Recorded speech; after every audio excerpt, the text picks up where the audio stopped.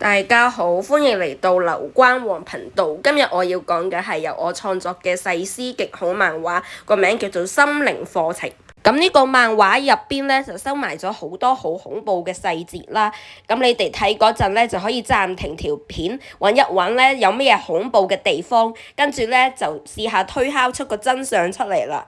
首先第一幅圖個女主就話自己係一個心靈課程嘅老師啦，佢嘅職責咧就係教導學生課程內容同埋幫助校長處理事務嘅。咁呢度女主就話佢嘅屋企人咧一開始咧就唔支持佢做一份工，咁但係經過女主嘅不停勸解之後咧，佢嘅屋企人咧就終於理解佢嘅諗法，而且咧仲 join 埋佢嘅課程做佢學生啦。咁呢個故事咧，聽起上嚟咧就好似好美好咁樣嘅，但係其實咧係一啲都唔美好噶啦。首先第一張圖咧，我哋已經可以見到係好多好古怪嘅地方噶啦。你哋可以睇下咧，女主後邊嗰埲牆啦，咁就寫住4個英文字母，就係 CULT。咁 CULT 呢一個英文字母咧，就可以理解成為宗教啦，或者邪教嘅意思嘅。然之後咧，個女主後邊咧就唔知做乜，全部擺晒佢屋企人嘅車頭相上去嘅。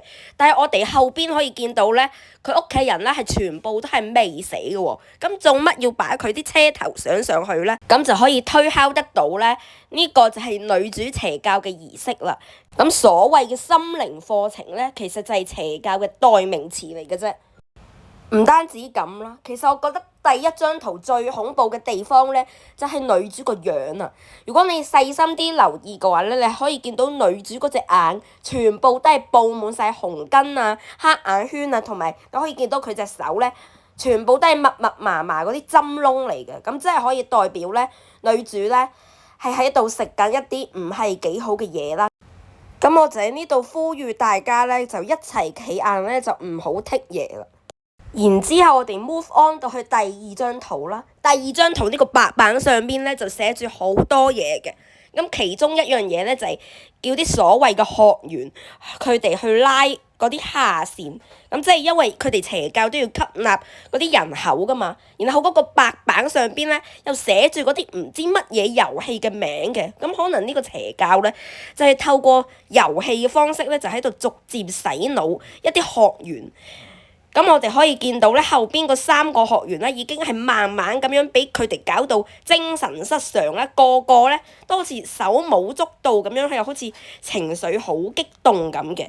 然之後咧，佢哋又封住埋個廁所，唔俾佢哋入去啦。咁可能就係有禁錮嘅成分喺入邊，咁就防止佢哋咧逃走啦。如果你再細心啲睇咧，你就會發現咧，白板下邊有一個鐵架。或者個地下嗰度咧，就會發現全部都係一啲唔係幾好嘅嘢。咁可能佢哋就係透過呢一啲唔係幾好嘅嘢咧，嚟精神控制佢哋個學員。然之後第3幅圖咧就有翻啲關於女主嘅線索啦。原來女主咧就係呢個邪教嘅上一屆嘅優秀學員嚟嘅。咁佢而家咧就係投入翻呢個邪教嗰度做老師啦。咁我哋而家咧就可以推測到呢個所謂嘅校長咧，應該就係佢哋嘅教主嚟㗎啦。而台底嗰度咧又寫翻 CULT 呢4個英文字母，咁又喺度暗示咧佢哋其實係一個邪教嚟嘅。然後呢幅圖最恐怖嘅地方咧，就係台上面嗰幾張紙啊，上面咧係寫住咧呢個邪教咧係點樣精神控制佢哋嘅學員，再等佢哋咧去吸納下一班嘅學員嚟㗎。咁呢度咧就寫住嗰啲導師咧，就一時又喺度鬧啲學員，一時又喺度讚佢哋啦，咁樣就可以搞到佢哋精神錯亂㗎啦。然後咧又透過啲學員啦，可能細個有啲童年陰影啊、創傷嗰啲咧，又喺度鬧佢哋，咁樣就 blame the victim， 咁樣就可以煤氣燈效應咁樣控制佢哋啦。咁呢度有寫話咧，有需要時就可以運用一啲咧唔係幾咁好嘅嘢，咁就又喺度控制佢哋嘅思想㗎啦。然之後咧，最恐怖嘅咧係中間呢一張紙啊，佢上面係寫住階段1、階段2、階段3啦。但係每個階段佢嘅上堂嘅時數啦，同埋個價格咧係越嚟越長，同埋越嚟越貴㗎。咁嘅即係又喺度暗示緊佢呢一個根本就唔係一個正常嘅心靈課程，而一個邪教嚟㗎。然之後細心啲睇啦，你就可以見到女主咧有啲衣衫不整嘅，咁可能佢同嗰個教主咧就係有啲唔係幾尋常嘅關係㗎。到咗第4幅圖啦，呢個女主就話佢屋企人唔理解佢嘅工作啦。咁但係你可以見到呢個屋企人佢嘅神情咧，已經唔單止係唔理解咁簡單啦，而係驚咗女主，係驚啊！